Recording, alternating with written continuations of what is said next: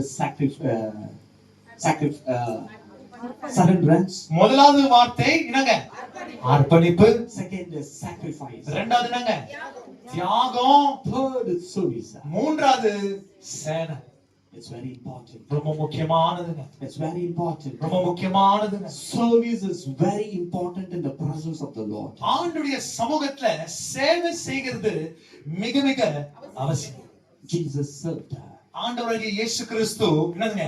நமக்காக ஜனங்களுக்காக சேவையை செய்தார். Let's not turn to the book of scripture, but I'll tell a scripture. The book of John chapter 13, reading from 1 to 17, especially 5th one, speaks Jesus washed the feet of the disciples. பாருங்க, யோவான் புத்தகம் 17ஆம் அதிகாரம் 1ல இருந்து நீங்க அப்படியே வாசிக்க கேட்கும்போது 17 வரைக்கும் 13 வரைக்கும் நிறைய வசனம் இருக்குது. ஆனா அந்த 5வது வசனம் மாத்திரம் குறிப்பாக சொல்கிறேன்.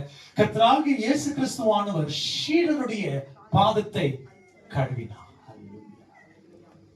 What is Christian faith? கிறிஸ்துவுடைய ஜீவியம் என்னங்க? Service. என்னங்க கிறிஸ்துவ ஜீவியம்? சேவையா? யாருடைய பாதத்தை நீங்க கழுவுனீங்கன்னு சொல்லுங்க. You're not washing it. நாமோ துணியே கழுவுறல, நாம எங்க போய் இதெல்லாம் கழுவுவோம்?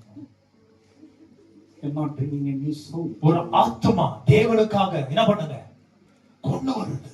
You're not bringing that. பாருங்க, உலகத்துல ரொம்ப கடினமான விஷயம் தெரியுங்களா? நம்மை படைத்த தேவன் நம்முடைய காலை கழுவுறார். ஆமென் சொல்லுங்க. நம்மை படைத்த தேவன் நமக்கு என்ன செய்யறாரு? ஒரு தகப்பன் தன் பிள்ளைக்கு செய்கிற இல்லைங்களா? கரெக்டா இல்லைங்களா? ஆமென் சொல்லுங்களா? இப்ப நம்ம பசங்க மூக்கு ஒழுவிட்டு இருந்தா அப்பா மாரு, ஏய் நீ வந்து அவன் மூக்க தொடுடி, அது வரைக்கும் நான் இப்படிதான் வெளியில இருப்பேன்னா யாருக்கு நாற்றம்னு கேட்க அப்பா என்ன செய்வாருங்க? கர்ச்சீஃப் இல்லையானவங்க என்ன பண்ணுவாரு? ஷர்ட்ல ஏய் செய்வீங்களா செய்ய மாட்டீங்களா? கையில என்ன பண்ணுவான்? ஏய் நான் அப்படி இருக்கிறேன்னு சொல்லி டக்க டக்க என்ன பண்ணுவான்? உங்க அம்மா மட்டும் உங்க அம்மா சாரி எடுத்து என்ன பண்ண போறேன்? உன் மூக்க தொடைக்கிற வரைக்கும் நீ இப்படி தரித்திரனவே யாருன்னு சொல்லுங்க. அந்த மாதிரி எல்லாம் அப்பாவுடைய ஹார்ட்னாங்க கால் என்ன பண்றாங்க? நிஜமான தன்னுடைய பிள்ளையுடைய கால் என்ன பண்றாங்க? அவர் கழுவுறார். அவர் கழுவு. Jesus said, கர்த்தராகிய இயேசு கிறிஸ்து சொன்ன வார்த்தை, the greatest way, ஒரு பெரிய ஒரு சேவை is service. ஆண்டவருக்கு முன்பாக என்ன செய்யணும்? மற்றவர்களுக்கு ஊழியம் செய்யணும், சேவையை செய்யணும். If you want to become great in the sight of God, உலகத்துல நீங்க பெரியவராக நீங்க காணப்படணும், அழைக்கப்படணும் நீங்க நினைச்சா do the service. மற்றவர்களுக்காக என்ன பண்ணுங்க? சேவைகளை செய்து. If someone is lost, யாராகிலும் உலகத்துல தொலைஞ்சு போயிருந்தா கர்த்தருக்குள்ள அவங்கள போய் சந்திச்சு அவங்களை கேளுங்க, சகோதரனே சகோதரியே என்ன ஆயிடுச்சு? ஏன் சபைக்கு வரல? நீ அழுதுட்டு இருக்கிறீங்க. What happened to you? ஏன் உணர்ச்சி உனக்கு? Jesus is there for you. ஏசப்பா உன்னை தேடிட்டு இருக்கிறாரு. Don't worry. நீ அழுவாத. We have a father. உனக்கு பரலோகத்துல ஒரு தேவன் இருக்கிறார். Who died for us. உனக்காக மரண தருவாய் வரைக்கும் விட மாட்டார். உனக்காக அவர் ஒருபோதும் கைவிட மாட்டார். அவர் ஒரு நாள் விட மாட்டார். இதுதான் ஒவ்வொரு மனுஷனும் செய்ய வேண்டிய ஒரு வேலை, ஊழியம். Bringing one greatest miracle on the surface of the earth. உலகத்துல ஒவ்வொரு மனுஷனும் அற்புதம் செய்ய முடியும். எப்படி தெரியுமா? உடைந்து போன மனுஷன், சாவுக்கு போகிற ஒரு மனுஷனை நீங்க போய் ஆற்றி தேற்றி ஜீவன் மார்க்கத்துல கொண்டு போகிறீங்க. அதான் கிரேட்டஸ்ட். Not even healing. கரங்களை தட்டி ஆண்டவருக்கு நன்றி சொல்லுவோம். அற்புதம் விட பெரிய விஷயம் இல்லையா? Not prophecy. தீர்க்கதரிசனம் விட பெரிய விஷயம் இல்லையா? In tongues. அந்நிய பாஷை பேசுறது விட பெரிய விஷயம். In spirit.